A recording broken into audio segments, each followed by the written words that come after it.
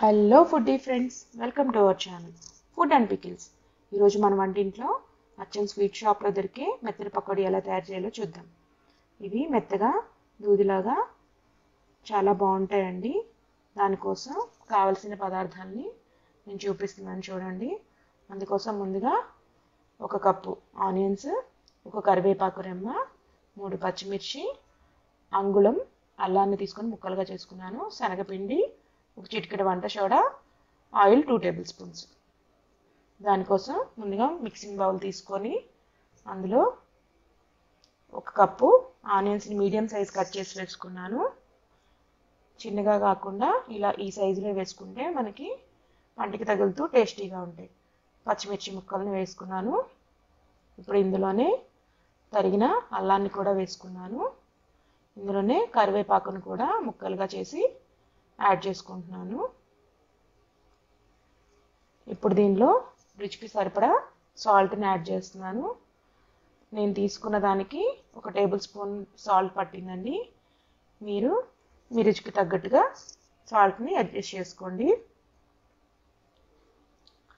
ఇప్పుడు సాల్ట్ ముక్కలు బాగా కలిసేలాగా నేను కలుపుతున్నాను. సాల్ట్ ముక్కలకి బాగా కలిసిపోయిందండి. నెక్స్ట్ నేను దీనిలో 2 టేబుల్ స్పూన్ ఆయిల్ని కలుపుతున్నానండి. ఈ ఆయిల్ ఇలా ముక్కల్లో వేయడం వల్ల మనకు పకోడీలు బాగా గుల్లగా వస్తాయండి. సేమ్ స్వీట్ షాప్లో లాగే వస్తాయి. నెక్స్ట్ మనం 1/4 కప్పు శనగపిండి తీసుకున్నాం కదా, ఆ శనగపిండిని కొంచెం కొంచెంగా వేసుకుంటూ ఉండలు లేకుండా నేను బాగా కలుపుకుంటున్నాను. చూడండి, ముక్కలకి శనగపిండి బాగా కలిసేలాగా కలుపుకోవాలి. మనం వేసిన ఇంగ్రీడియంట్స్ అన్నీ కూడా శనగపిండికి బాగా కలిసిపోయినాయి. ఇప్పుడు 1 చిటికెడు వంట సోడాని యాడ్ చేస్తున్నాను. వంట సోడా మనకి పకోడీకి మంచి గుల్లగా వస్తాయండి, బాగా పొంగుతూ టేస్టీగా వస్తాయి. ఇప్పుడు నేను వాటర్ని కొద్దిగా పోసుకుంటూ పిండిని కలుపుకుంటున్నాను. పిండి మరీ జారుగా కాకుండా మరీ గట్టిగా కాకుండా నేను వీడియోలో చూపించేటట్లుగా కలుపుకోండి. కొంచెం కొంచెంగా వాటర్ పోసుకుంటూ మీడియంగా కలుపుకోండి.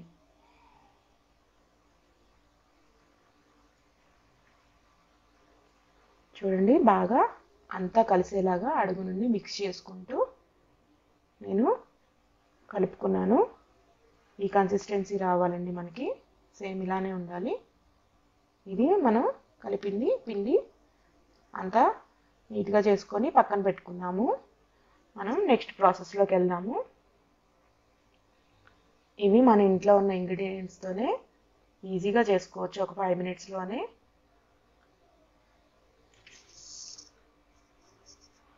ఇప్పుడు నేను స్టవ్ ఆన్ చేసుకొని బాండి పెట్టుకొని ఆయిల్ పోసుకున్నాను. ఆయిల్ బాగా వేడెక్కుతుందండి. ఇక్కడ నేను హై ఫ్లేమ్లో పెట్టుకున్నాను. ఇప్పుడు మనం చేసుకున్న పిండిని కొంచెం కొంచెంగా ఆయిల్లో పకోడీలా వేసుకుంటున్నాను. కంపల్సరీగా ఆయిల్ అనేది హై ఫ్లేమ్లోనే ఉండాలండి. సిమ్లో ఉంటే పకోడీలు బాగా పొంగవు, నూనె కూడా బాగా పీల్చుకుంటాయి, అడుగుకి అంటుకుపోయినట్లుగా వస్తాయి పొంగకుండా. అందుకే మనం ఈ వంట అంతా కూడా హై ఫ్లేమ్లో పెట్టి చేసుకుందాం. ఇక్కడ నేను పకోడీలన్నీ వేసానండి. ఇప్పుడు వాటిని చిన్నగా కలుపుకుందాం. అలానే వదిలేస్తే ఒకవైపు కాలి ఇంకొక వైపు కాలకుండా మనకి టేస్ట్ అంత బాగా రావు.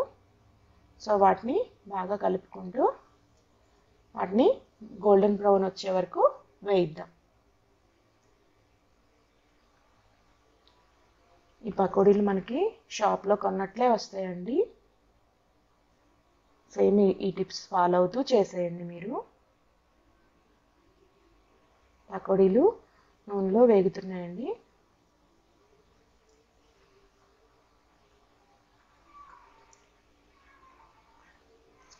మన ఇంటికి ఎవరైనా బంధువులు వచ్చినా మనం టెన్షన్ పడాల్సిన అవసరం లేదండి. ఈజీగా ఇంట్లో ఉన్న వస్తువులతోనే చకచకా చేసేసుకోవచ్చు. ఇప్పుడు మన పకోడీలు బాగా వేగిపోయాయండి. చూడండి ఎలా గోల్డ్ కలర్లోకి మారిపోయినాయో. వాటిని మనం తీసి టిష్యూ పేపర్ ఉన్న ప్లేట్లో వేసుకుందాం. పకోడీల్లో ఏదైనా ఎక్సెస్ ఆయిల్ ఉంటే టిష్యూ పేపర్ అంతా లాగేసుకుంటుంది. ఈ పకోడీలని చూడండి నేను తయారు చేశాను. మీరు కూడా ఇంట్లో తయారు చేసుకొని ఎలా వచ్చినాయో చెప్పండి. చూడండి పకోడీలు ఎంత బాగా వచ్చినాయో, మెత్తగా గుల్లగా ఎంత బాగా వచ్చినాయో చూడండి. నా వీడియో కనుక నచ్చినట్లయితే please like, share and subscribe. Thanks for watching.